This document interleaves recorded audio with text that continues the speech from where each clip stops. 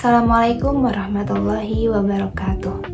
Perkenalkan, nama saya Citra Pratiwi. Saya mahasiswi semester 6 Prodi Psikologi Islam Universitas Islam Negeri Salatiga.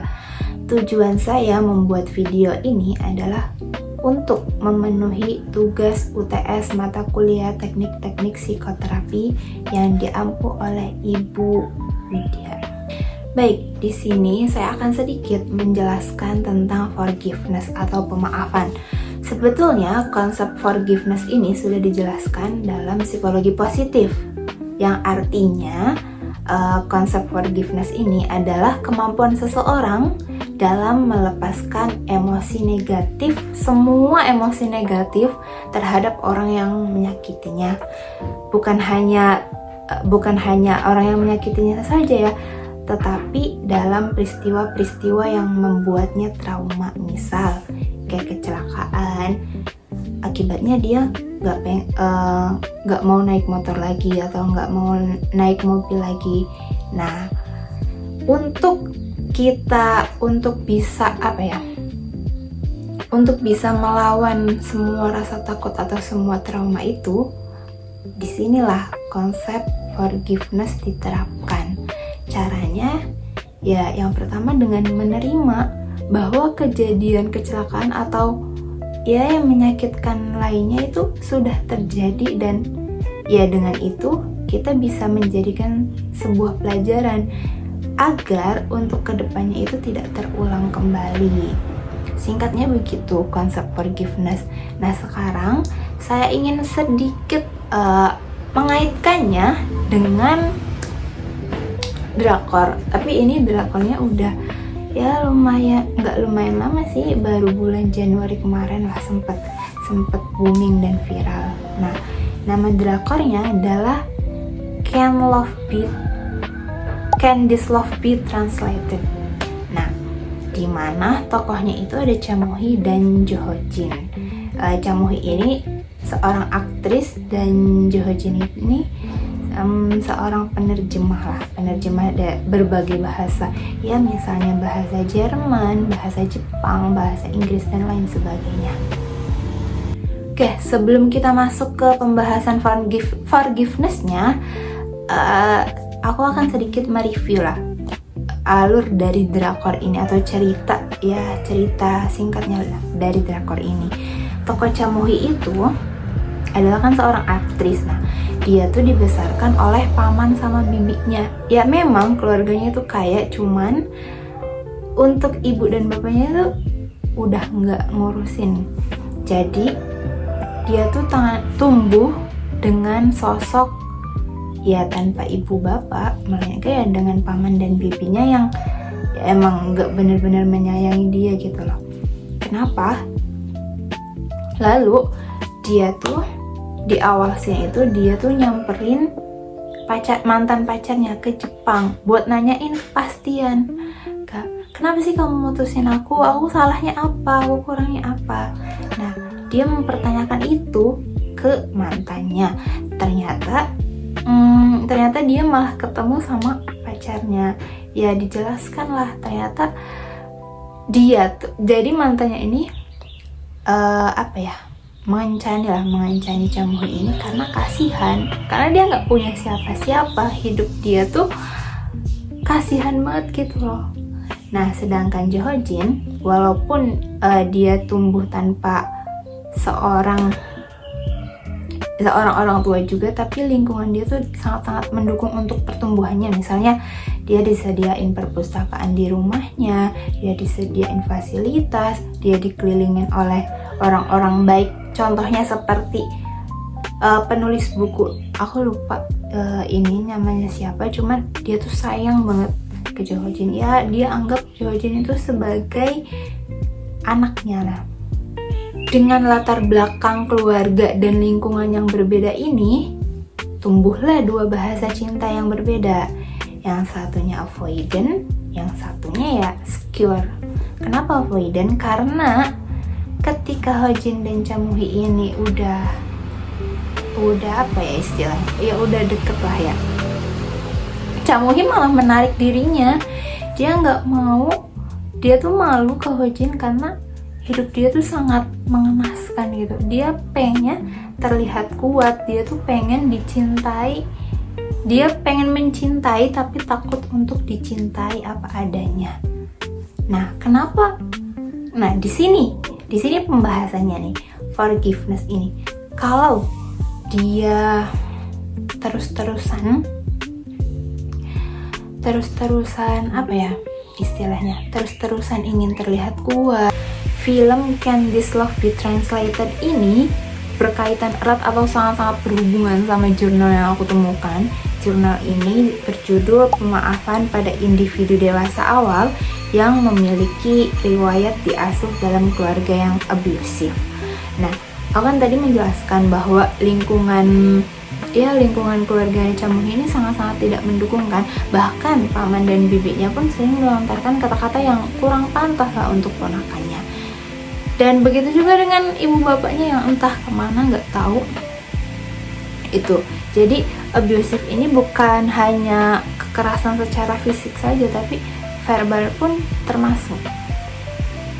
Nah, ada beberapa poin yang aku sorotin. Yang pertama, orang yang tumbuh dalam pola asuh yang menyakitkan sering membangun mekanisme harus kuat.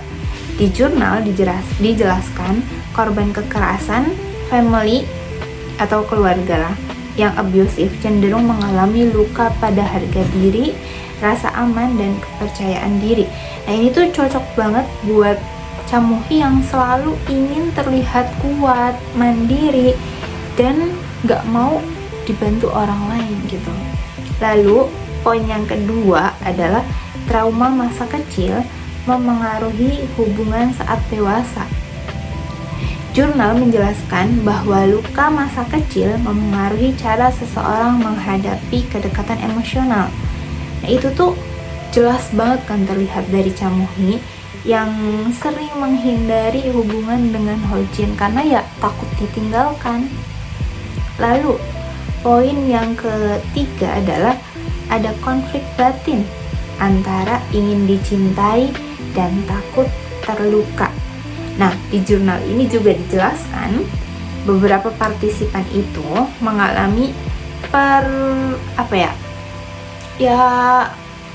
kebimbangan lah, atau kayak bertabrakan lah antara marah, ingin menjauh, juga ingin tetap punya hubungan baik. Muhi juga sama halnya dengan begitu.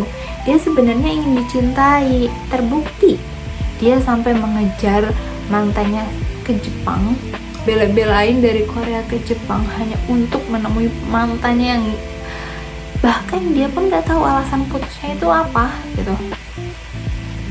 Lalu selanjutnya, proses memaafkan bukan cuma soal memaafkan orang tua, tetapi memaafkan diri sendiri.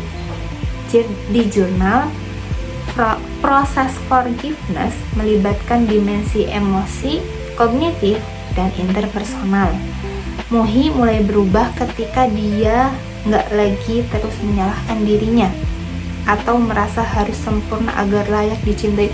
Jadi di akhir scene itu, di akhir film itu, Muhi jauh lebih tenang, jauh lebih stabil emosinya, jauh lebih aman, jauh lebih menerima tentang hidupku tuh gini.